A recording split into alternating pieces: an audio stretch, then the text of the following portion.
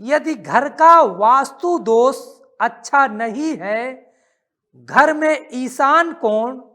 या किचन आपका रसोई घर अच्छा नहीं है, जहां पे भोजन बनता पकता है, तब भी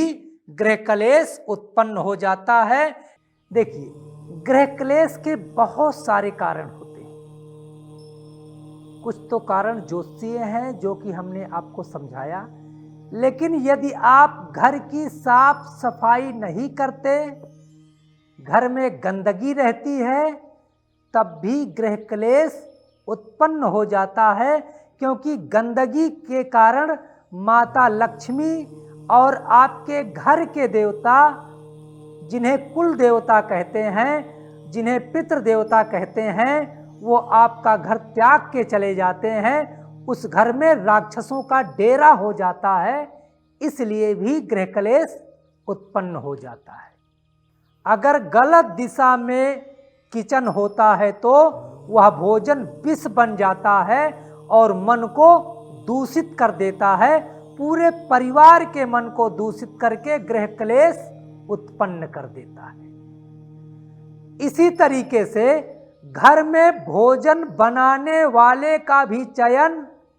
अगर आप सोच समझ के नहीं किए हैं तो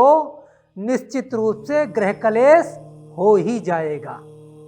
यदि व्यक्ति गुस्से में, क्रोध में भोजन को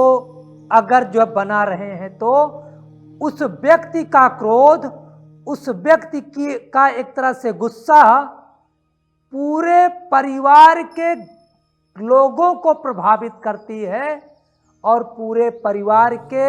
लोगों का मन, मस्तिष्क, चित्त खराब होता है, जिससे एक दूसरे पे भारी पड़ने के कारण, एक दूसरे को नीचा दिखाने के कारण गृह क्लेश उत्पन्न हो जाता है। देखिए, गृह क्लेश के तमाम कारण हैं और उन कारणों में आपका बाथरूम और टॉयलेट, जो कि राहु के अधिकार क्षेत्र में आता है, यहां भी अगर दिक्कत होती है तो गृह क्लेश होना प्रारंभ हो जाता है। ऐसा कहा गया है, नैऋत्य कोण में यदि लैट्रिन नहीं है, लैट्रिन का टैंक नहीं है, तो निश्चित रूप से कुछ जीवाणु, कुछ कीटाणु आपके पूरे घर में व्याप्त हो जाते हैं, जो आपके नंगी आंखों से नहीं देखे जा सकते, और उनका सीधा प्रभाव आपके मस्तिष्क पे होता है। तब भी घर में कलह उत्पन्न होना प्रारंभ हो जाती है।